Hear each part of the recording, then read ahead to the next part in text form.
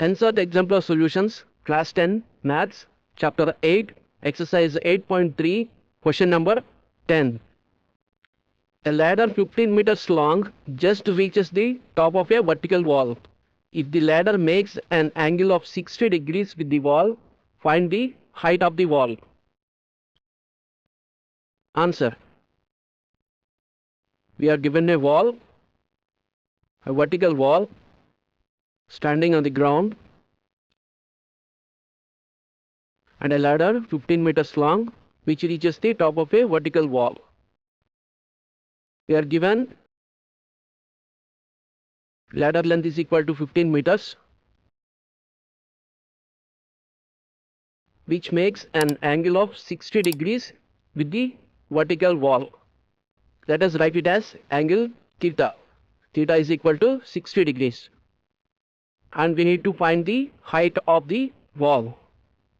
For angle theta, wall is the adjacent side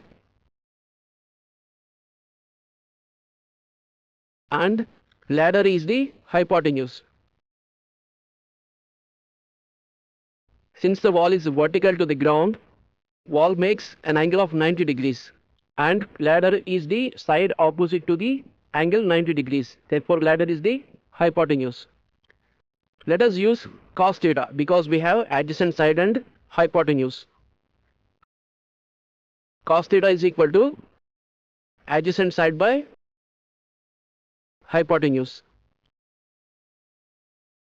We know that theta is 60 degrees. Cos 60 degrees is equal to adjacent side is height of the wall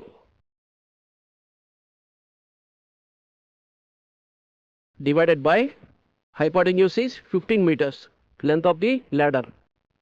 From standard trigonometric values, we know that cos 60 degrees is equal to 1 by 2.